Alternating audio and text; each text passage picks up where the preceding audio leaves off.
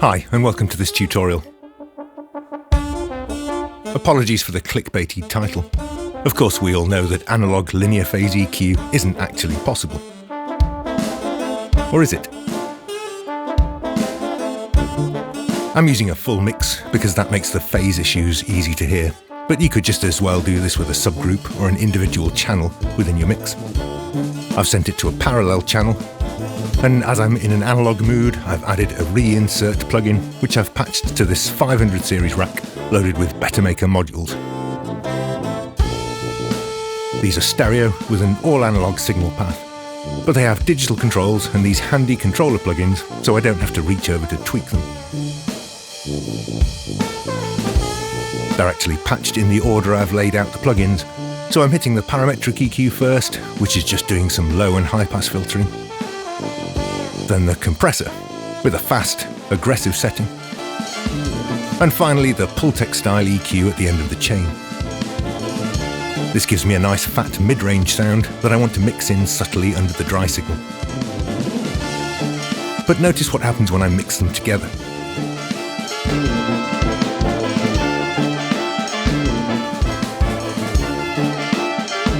Phase shifts from the analog filtering, plus the DA and AD conversion, mean that the blended signal is highly coloured.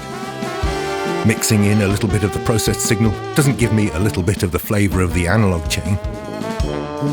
Instead, I get a totally different colour, which isn't what I'm after at all.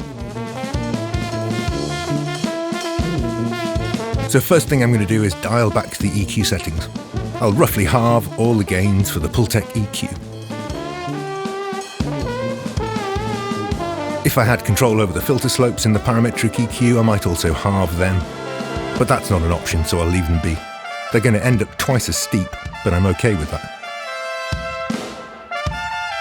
Now I'm going to record arm the parallel track, which I've set to record its own output. And I'll bounce the analog chain to a WAV file. Thanks to the magic of editing, you don't have to wait while I do it.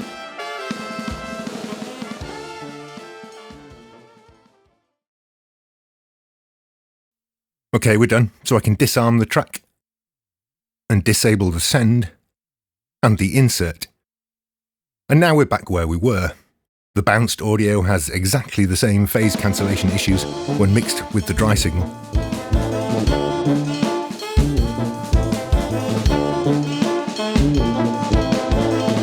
But I'm now free to send it through the analog chain a second time. This time I'm going to bypass the compressor, but leave the EQ and filters as they are. So the Pultec is back to roughly my original settings, while the high and low pass filters have become twice as steep, as I predicted earlier. This hasn't helped us really. Actually, the phase issues are even worse now. But there's another important step, which I'll do with the track soloed.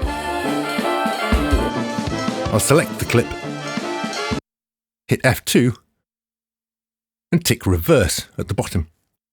I've already set up another track to record this onto, so let's go ahead and bounce it backwards. I have to do this in real time, obviously. So if I have to sit through it, I don't see why you shouldn't too.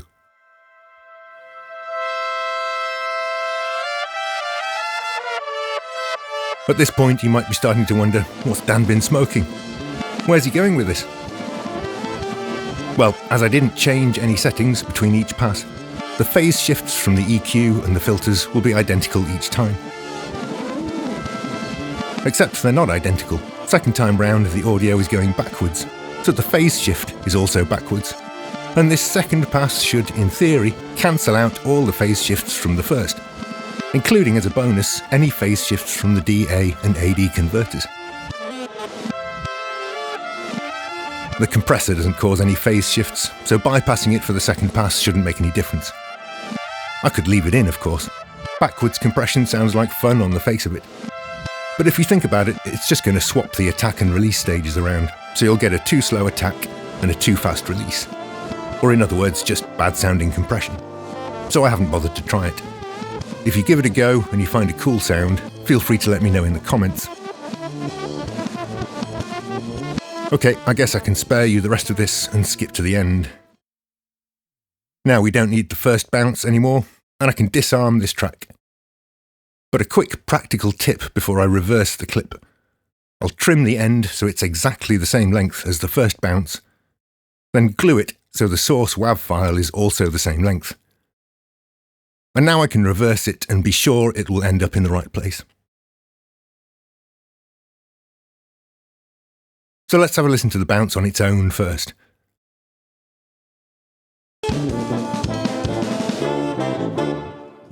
It still sounds like my analog chain to my ears, despite the backwards trickery. And now mixed with the dry signal. And notice how different the results are. Adding in more or less of the analog bounce just adds more or less of that fat compressed mid-range in a totally predictable way.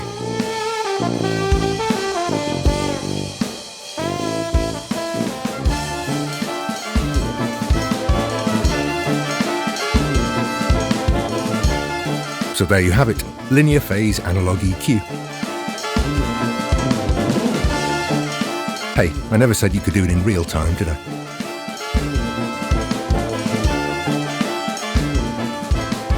Obviously there are potential downsides to this technique, apart from having to sit through a real-time bounce in reverse. If your EQ or filters are ringing audibly, you'll get reverse pre-ringing in the result, just like digital linear phase EQs. And you could argue that the phase shifts from the analog EQ are part of its character, which you're losing when you flatten it out. However, my analog chain still sounds like my analog chain to my ears, even without the phase shift. So this is a useful, fun trick to have up your sleeve, and I thought I would share it. That's all for now. Thanks for watching.